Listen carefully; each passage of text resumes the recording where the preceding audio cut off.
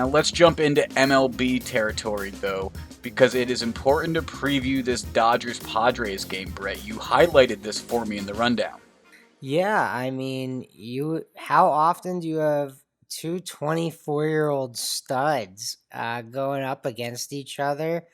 It's a short slate for baseball tomorrow, not that many games on Thursday, Higgins. So I'm definitely tuning into San Diego, Los Angeles. Chris Paddock's 2-1 with a 3.18 ERA, 21 strikeouts. Like I said, he's 24. Julio Urias, 24 years old, going up out there for the Dodgers. He's 1-0 on the year with a 2.4 ERA. So, these guys are going to be the faces of the NL West for a few years to come here. And I'm excited to watch them square off on Thursday. And that's just the faces or the aces on the mound. Then you talk about the young bats that each of those teams have. And the Padres Dodgers are going to be a fantastic rivalry for years to come, I think, as long as both teams hold on to their pieces like it looks like they're setting themselves up to be. The New York Yankees, they have a ton of pieces, but they're turning out to be injured pieces. The Aaron Judge, lower body tightness, Stanton's injured again. I mean, this Yankees team has so much potential. They won over 100 games last year despite all their injuries, but it seems like it's the same old story.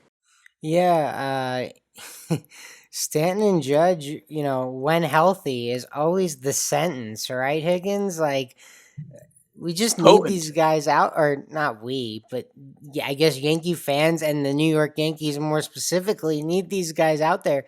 Judge leading the league in home runs. Actually, hit a home run earlier in the game. He was taken out with this lower body tightness. I mean, he was on a 6-game home run streak. Giancarlo Stanton, I have on a fantasy team, and he's just constantly on the IL. But when he's not, he's a must start for you. It's a non-starter discussion. Like he's someone that you wouldn't consider trading, other than the amount of injuries that you have seen. We talked about the Angels game that I bet on in hindsight with Higgins, and I had set up a precursor with I thought there was going to be a lot of line movement because of some suspensions being handed out to Ramon Laureano. Those suspensions didn't come very quickly. So that game happened at full staff. He got 6 games, though. Houston's Astros coach got 20. Yeah, I think that was pretty spot on. I think the coach was clearly the instigator there. That is a very large suspension for a coach, though, however, and it's interesting. I mean, I think it fits the crime, though, to be honest. And in a shortened season, 20 games is even that much more impactful as well. So 6 games for a big bat in Oakland to be missing, but 20 games of their hitting coach not being in that dugout, that's going to hurt Houston as well. Joe Kelly's suspension was reduced to only 5 games, so he'll be back on the mound pretty soon for the Dodgers. Yeah, that was definitely interesting. Again, I feel like none of these decisions are moving very quickly, to your point, Higgins.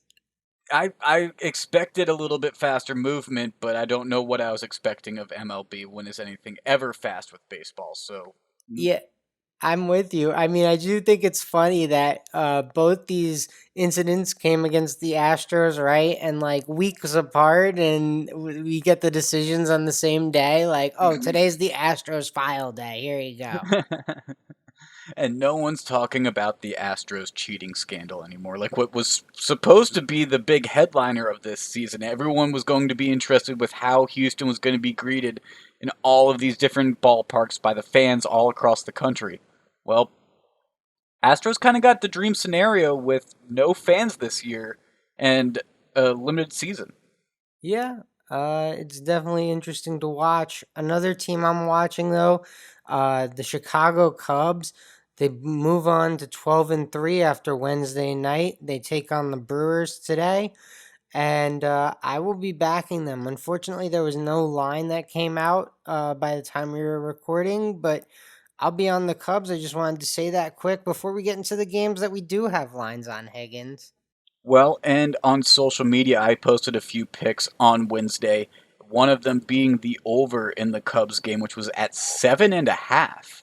So I took that. It was a 7-2 win for the Cubs. That's 9 runs. Cha-ching. Nice little win there. Good win for Higgins. Let's go. Chalk it up. And the first game I'm going to be on, Brett, is the Washington Nationals versus the Mets. And the Nats are plus 105, but it's Voth versus Peterson. It's not going to be the big arms. It's going to be the bats that determine this against these lesser known pitchers at the back of the rotations. Yeah, I mean, I hope Peterson pitches well. He's supposed to be the next arm in line for the Mets coming up from the minors. He has a, high 3 ERA, so it's not great, but he's pitched okay. The Mets looked pretty good on Wednesday night. They scored a bunch of runs. So I'm hopeful they'll be able to score a bunch of runs tomorrow, but I can't say I don't disagree with your logic of just betting against the Mets. I think the Nats at plus 105 odds, you got to take them, especially since they have 2 very recent wins against the Mets. I know you're saying that the Mets will probably get that win tonight, and although we can't tell the future, it's going to be decided by the time this podcast gets out. Let's assume that they do, and the Nats aren't carrying a 3-game win streak against the Mets. If they're carrying a 3-game win streak against the Mets, I'm definitely taking the Nats, even though I already am on them. But I would just be more strong. I'd probably double up on them. If they lose and they're still going to play the Mets again and they're 2-for-1 in their past 3 outings against the Mets, Nats plus 105, there's no fans in New York, so I don't care that it's in New York. I just care about how they played each other recently.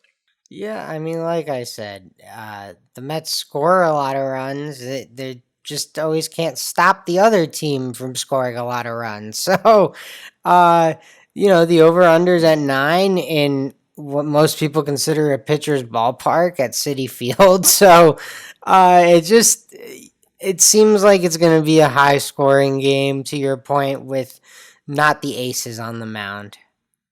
Yeah. Let's get into your game, though, because you like another game that's going on in the East, but in a different league. Yeah, I like the AL East matchup between Tampa Bay and Boston. Tyler Glasnow's on the mound for the Rays, so I'm going to back Tampa tomorrow at minus 156 on the money line. On the run line, it's a lot more even, Higgins. People expect Tampa Bay to win tomorrow, but Tampa Bay at minus 1.5 on the run line's only minus 104. So if you want to try and, I don't know, play a little more risky bet, that might be intriguing as well. Minus 1.5 at minus 104. If that got to plus 100, I'd consider it. But if you're giving up multiple runs, which 1.5 you are, if you're giving up multiple runs, I got to get positive money back for it in order to take a run line. I'm not taking it at minus 104. Yeah. You would have to move a little bit for me.